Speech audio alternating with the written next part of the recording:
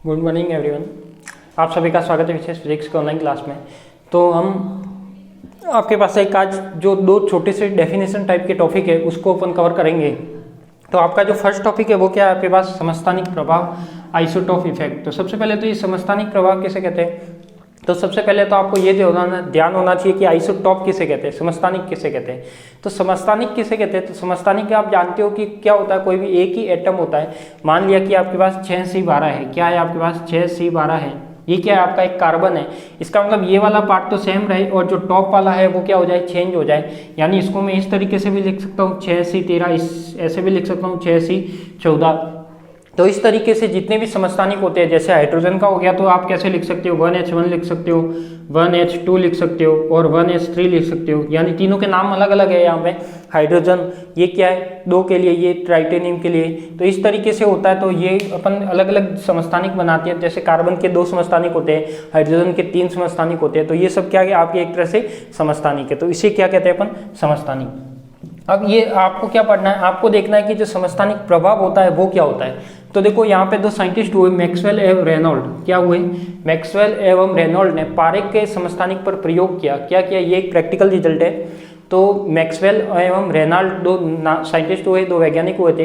इन्होंने क्या किया, जो पारा आता है पारे पर कुछ प्रयोग किया और प्रयोग करके क्या प्रूफ करके बताया कि जो आपका क्रिटिकल टेम्परेचर होता है, क्या होता है, जो आपका क्रिटिकल टेम्परेचर होता है वो पारिक के समस्थानिक के द्रव्यमान के समानुपाती होता है, यानी व्युत्क्रमानुपाती होता है। सॉरी, समानुपाती नहीं।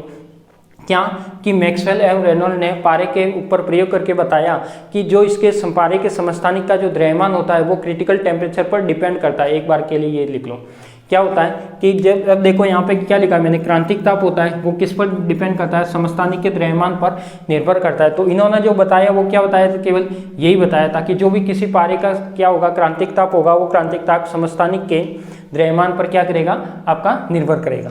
उसके बाद देखो, जब अपन पारे के क्रांतिक ताप की बात करते हैं तो कॉमर्लिंग ऑनर्स ने क्या किया था, पारे को ग्राफ के द्वारा अतिचालक पदार्थ को डिफाइन किया था। वहां मैंने बताया भी था आपको, पारे के लिए किया था। तो यहाँ पे क्या हो जाएगा कि जो पारे का क्रांतिक ताप होता है, क्या होता है आपके पास, पारे का जो क्रांतिक ताप होता है वो कितना होता है, 4.185 केल्विन से लेकर 4.146 केल्विन। यानी जब जितनी बार आप एक्सपेरिमेंट करोगे तो उसमें क्या होगा, क्रांतिक ताप एक एग्जैक्ट वैल्यू न देकर कुछ वेरिएशन आता ही आता है आप जितनी बार करोगे। तो यहाँ से ये एक रेंज ली है कि 4.185 से कितना होता है, 4.146 होता है। ठीक है। अब जब इसने देखा कि पारे का क्रांतिक ताप क्या होता है, यहाँ अलग अलग हो सकता है, एक फिक्स वैल्यू नहीं है। तो इसमें क्या होगा, जो द्रव्यमान है, अब यहाँ पे क्या कह रहा है कि क्रांतिक ताप किस पर निर्भर करता है, द्रव्यमान पर निर्भर करता है। द्रव्यमान किसका, समस्थानिक का। तो मैं कह सकता हूं कि जब पारे का क्रांतिक ताप यहाँ पे एक रेंज में बता रहा है तो इसका जो मास आएगा वो भी कैसा आएगा, आपका एक रेंज में आएगा, वो भी एक कांस्टेंट वैल्यू तो नहीं आ सकता। तो ये क्या कह रहा है कि जो समस्थानिक का द्रव्यमान आएगा वो भी इसके अकॉर्डिंग आएगा, किसके अकॉर्डिंग, क्रांतिक ताप के अकॉर्डिंग। वो कितना आएगा, 1.995 से लेकर 203.4 AMU एटॉमिक मास यूनिट। मास को हमेशा इसमें ही दर्शाते हैं AMU में, न्यूक्लियर फिजिक्स में आप पढ़ चुके हो, एटॉमिक मास यूनिट। ठीक है। तो ये क्या हो गया आपके पास, जो पारे का क्रांतिक ताप हुआ उस पर ही डिपेंड करेगा ये समस्थानिक का द्रव्यमान। यदि क्रांतिक ताप चेंज होता है तो द्रव्यमान भी चेंज होगा, यदि द्रव्यमान चेंज होता है तो क्रांतिक ताप भी चेंज होगा, क्योंकि ये डिपेंड ही किस पर है, आपका इस पर है। जो नियम कहता है वो भी यही कहता है। तो इन्होंने जो बताया वो यही चीज बताई थी और इन्होंने क्या किया था, पारे के लिए डिफाइन किया था।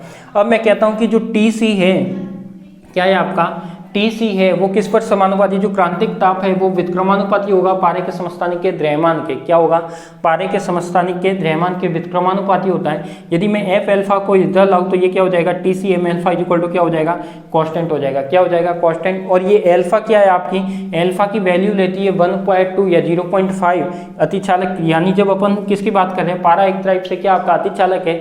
जब अपन ने सुपर कंडक्टिविटी को डिफाइन किया है तो वहां से पारे का ग्राफ बनाया था कॉमर्लिंग ऑनर्स ने। वहां पर अपन ने देखा था कि पारा आपका क्या है, एक अतिचालक की तरह बिहेव करता है। और जब पारा अतिचालक की तरह बिहेव करता है तो इसमें अल्फा की वैल्यू कितनी होती है आपकी, 0.5 या 1/2 लिख सकते हो। फिर 3 नए नाम आए आपके पास, 2-3 नए साइंटिस्ट आए, बार्डिन, कूपर और श्राइफर। कौन आए, बार्डिन, कूपर और स्ट्राइफर। और ये क्या कहते हैं, ये कहते हैं कि अब देखो इसने तो ये कंसेप्ट किसने बताया आपको, मैक्सवेल एवं रेनॉल्ड ने। किसने बताया, मैक्सवेल एवं रेनॉल्ड ने।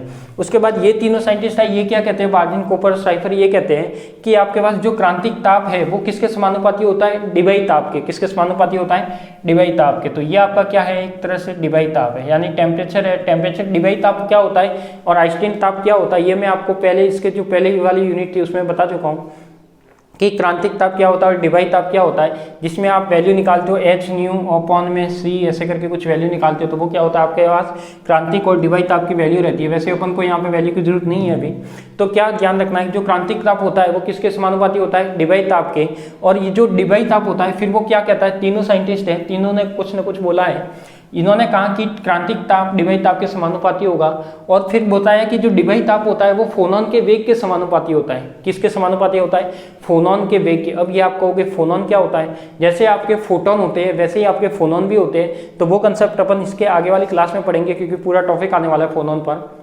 तो ये क्या होता है, जैसे आपके पास थीटा डी है, डिबाई ताप है, वो किस पर डिपेंड करेगा, फोनॉन वेग पर। और आप जानते हो कि जो फोनॉन वेग है वो किस पर डिपेंड करता है, m-1/2 पर। क्या, जो फोनॉन का वेग होगा वो भी किसी न किसी मास पर डिपेंड करेगा। यानी आप जानते हो कि कोई भी पार्टिकल की वेलोसिटी होती है, तो पार्टिकल की वेलोसिटी, जितना हल्का पार्टिकल होगा उतनी वेलोसिटी क्या हो सकती है आपकी, ज़्यादा हो सकती है। जितना भारी पार्टिकल होगा उसकी वेलोसिटी क्या हो सकती है, कम हो सकती है। तो ये हो जाएगा अपने पास फोनॉन वेग और m की पावर -1/2। तो ये हो जाएगा आपके पास। देखो ये सब एक दूसरे पर डिपेंड है, टी सी इस पर डिपेंड है थीटा डी पर, थीटा डी इस पर डिपेंड है और ये इस पर डिपेंड है। तो मैं डायरेक्ट लिख सकता हूँ टी सी होगा वो किसके समानुपाती होगा, m की पावर -1/2 के। तो यहाँ मैं लिख दिया कि जो टी सी होगा वो क्या होगा, m-1/2 के समानुपाती होगा। ठीक है, ये तो आपका था समस्थानिक प्रभाव का क्लियर कंसेप्ट। ठीक है, अब एक छोटा सा एक डेफिनेशन और है जिसे बोलते हैं अभिवाहक क्वांटीकरण या फ्लक्स क्वांटाइजेशन। तो आपने पढ़ा है कि जो अतिचालक वलय होती है, क्या होती है आपके पास, कोई अतिचालक वलय होती है। मान लो कि ये क्या थी आपके पास, अतिचालक की वलय थी। इसमें क्या होता था, जब अपन इसको मैग्नेटिक फील्ड पर अप्लाई करते थे, इस पर जब मैग्नेटिक फील्ड अप्लाई करते तो इसमें क्या होता था, माइनर प्रभाव शो होता था और नहीं होता था।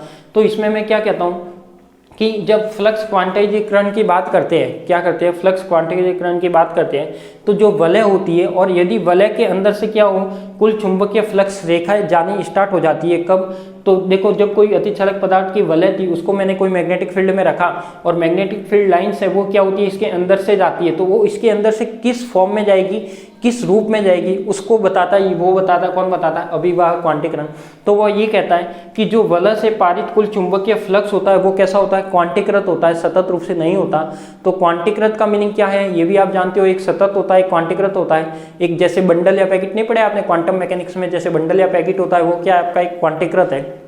तो ये क्या होगा कि वलय से जो कुल चुंबकीय फ्लक्स होगा वो क्या होगा, क्वांटीकृत होगा, और उसका मान कितना होगा, वो होगा h/q का पूर्ण गुणज होगा। क्या होगा, h/q का पूर्ण गुणज होगा। तो यही आपका क्या कहलाता है, अभिवाहक क्वांटीकरण कहलाता है। तो ये तो आपकी छोटी सी डेफिनेशन है केवल, कि कोई भी अतिचालक पदार्थ की जो वलय होती है उसको मैं यदि मैं मैग्नेटिक फील्ड अप्लाई करूँ तो इसमें जो चुंबकीय फ्लक्स की लाइन जा रही है वो h/q के पूर्ण गुणज के रूप में जाएगी। ठीक है, तो इस टाइप से आपका ये क्या हो गया, जो दो टॉपिक थे छोटे छोटे डेफिनेशन के रूप में ही थे, ज़्यादा बड़े नहीं है, समस्थानिक प्रभाव और अभिवाहक क्वांटीकरण। तो फर्स्ट लगाइए आप समस्थानिक प्रभाव और उसमें लिखिए जो मैंने आपको ये लिखाया इसको को मैं थ्योरी में लिखाऊंगा। ठीक है, तो लिखिए समस्थानिक प्रभाव,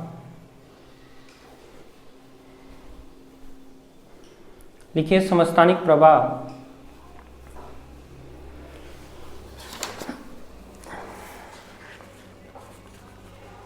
इसमें लिखिए मैक्सवेल एवं रेनॉल्ड ने, मैक्सवेल एवं रेनॉल्ड ने पारे के समस्थानिकों के लिए प्रयोग द्वारा प्रेक्षित किया कि,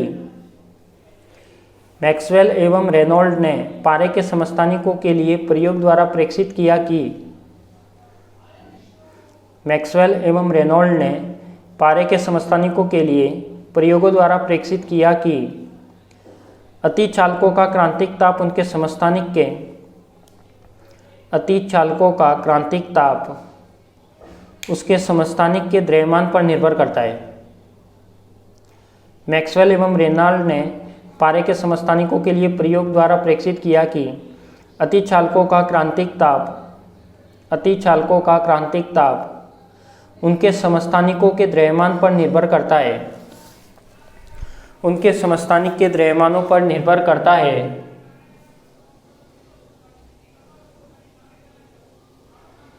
उनके समस्थानिक के द्रव्यमान पर निर्भर करता है। यह प्रभाव समस्थानिक प्रभाव कहलाता है। यह प्रभाव समस्थानिक प्रभाव कहलाता है। इस प्रभाव के परिणाम का अनुमान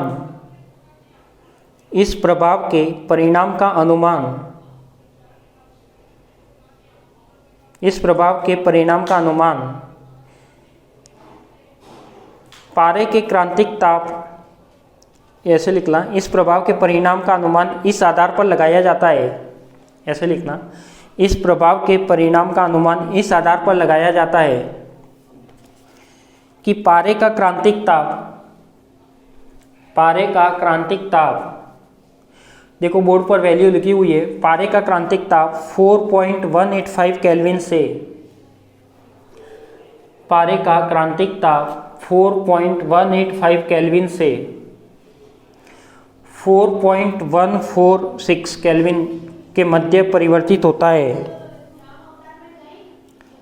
पारे का क्रांतिक ताप 4.185 केल्विन से 4.146 केल्विन के मध्य परिवर्तित होता है। और इनके संगत समस्थानिकों के द्रव्यमान और इनके संगत समस्थानिकों के द्रव्यमान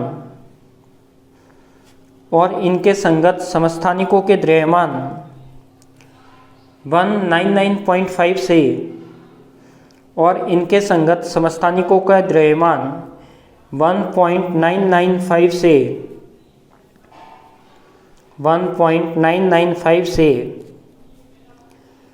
203.4 AMU के मध्य परिवर्तित होता है। AMU के मध्य परिवर्तित होता है।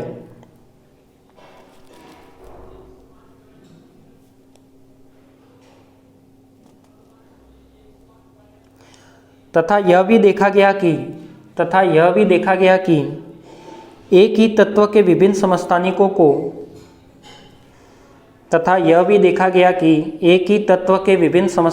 को एक साथ मिश्रित किया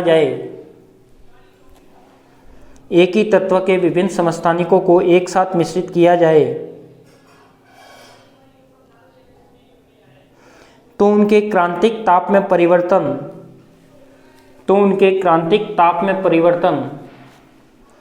नियमित क्रम में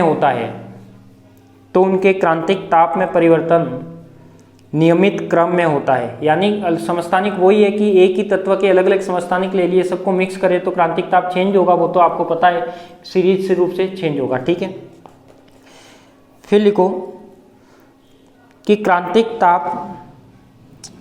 ताप की निर्भरता द्रव्यमान पर निम्न प्रकार है। क्रांतिक ताप की निर्भरता द्रव्यमान पर निम्न प्रकार है।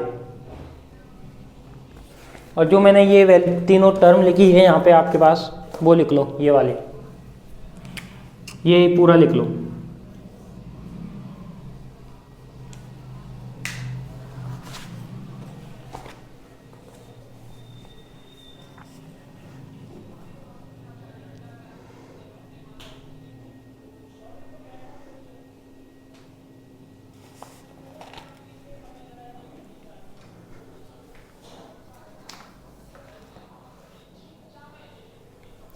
यहाँ पर लिख लेना, जहाँ पर अल्फा एक संख्या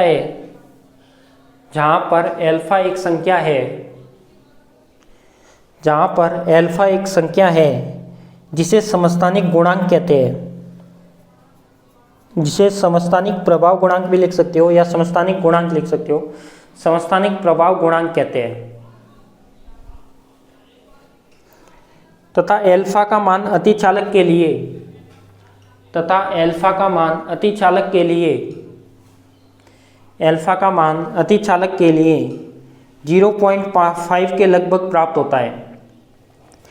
अल्फा का मान अतिचालक के लिए 0.5 के लगभग प्राप्त होता है। अल्फा का मान अतिचालक के लिए 0.5 के लगभग प्राप्त होता है।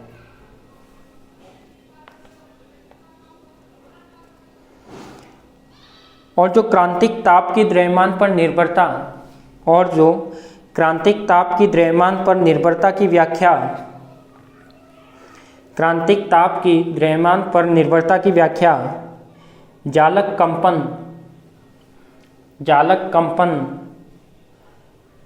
अर्थात इलेक्ट्रॉन जालक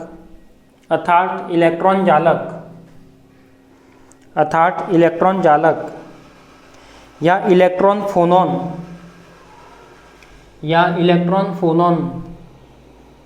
के द्वारा की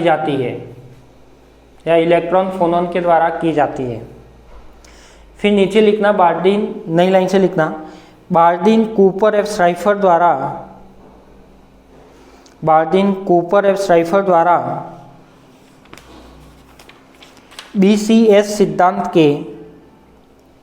BCS यानी इनका नाम है, B यानी बार्डीन, C यानी कॉपर और S यानी श्राइफर। BCS सिद्धांत के द्वारा क्रांतिक ताप डिबाई ताप के समानुपाती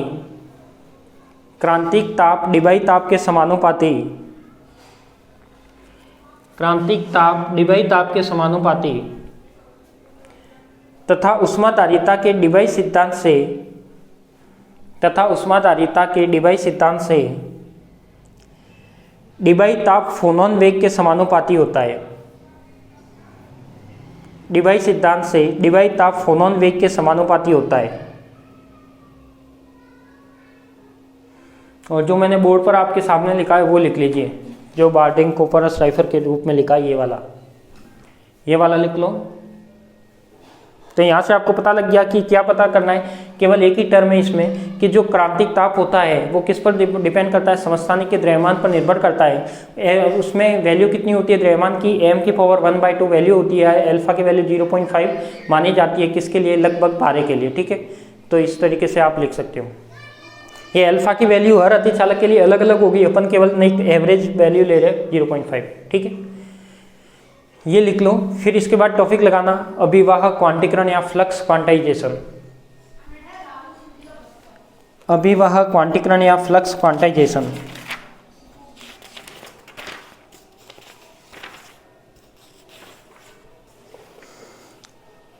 और इसमें लिखो फ्लक्स क्वांटाइजेशन में कि जब किसी अतिचालक पदार्थ की बनी हुई वलय को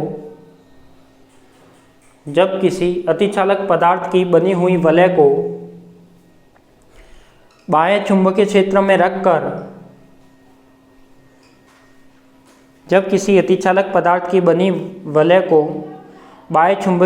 रखकर क्रांतिक ताप से कम ताप पर ठंडा किया जाता है। क्रांतिक ताप से कम ताप पर ठंडा किया जाता है।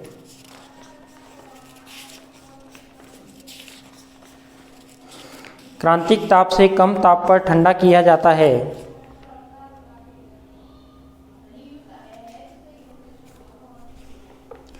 तो वलय के अनुप्रस्थ काट से माइजनर प्रभाव द्वारा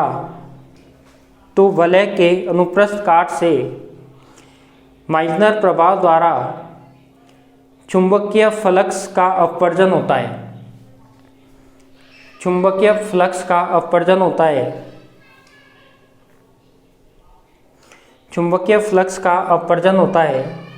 जबकि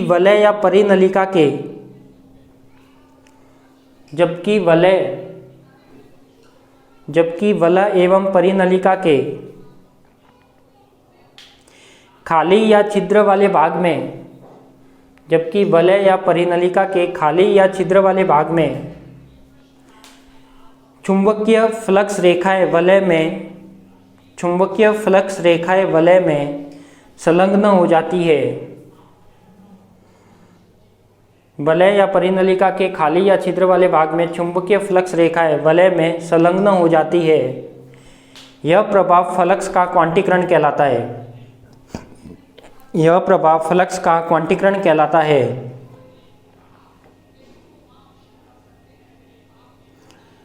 नीचे लिखना नई लाइन में कि अतिचालक वलय से पारित कुल चुंबकीय फ्लक्स क्वांटीकृत होता है। अतिचालक वलय से पारित कुल चुंबकीय फ्लक्स क्वांटीकृत होता है। अतिचालक वलय से पारित कुल चुंबकीय फ्लक्स क्वांटीकृत होता है और इसका मान H/Q का पूर्ण गुणज होता है। और इसका मान H/Q का पूर्ण गुणज होता है। तो अतिचालक वलय से पारित कुल चुंबकीय फ्लक्स क्वांटीकृत होता है और इसका मान H/Q का पूर्ण गुणज होता है, जहाँ पर Q इलेक्ट्रॉन कूपर युग्म का आवेश है। जहाँ पर Q इलेक्ट्रॉन कूपर युग्म का आवेश है। ठीक है, तो ये आपके एक छोटे से 2 टॉपिक थे जिसमें अभिवाह क्वांटीकरण में आपको याद रखना है कि जो फ्लक्स की लाइन होगी वो उसकी मात्रा कितनी होगी, H/Q का पूर्ण गुणज के रूप में होगा। और ये जो समस्थानिक प्रभाव है इसमें क्या याद रखना है कि जो समस्थानिक का जो क्रांतिक ताप होता है वो द्रव्यमान पर डिपेंड करता है। कैसे, m∝T = कांस्टेंट। ठीक है, तो आज के लिए तो इतना ही। मिलते हैं अपन नेक्स्ट क्लास में नए टॉपिक के साथ। अब आपका ये जो चैप्टर है ये एंडिंग में ही है, लगभग इसकी एक आधी क्लास और होगी, एक या ज़्यादा से ज़्यादा 2 क्लास हो सकती है। उसके बाद ये चैप्टर को एंड करेंगे। इस यूनिट में आपके पास 2 चैप्टर है, एक तो सुपर कंडक्टिविटी है, एक मैग्नेटिक से रिलेटेड है। तो ये होने के बाद अपन मैग्नेटिक वाला स्टार्ट करेंगे। ठीक है, तो आज के लिए इतना ही। मिलते हैं अपन नेक्स्ट क्लास में। सभी को धन्यवाद।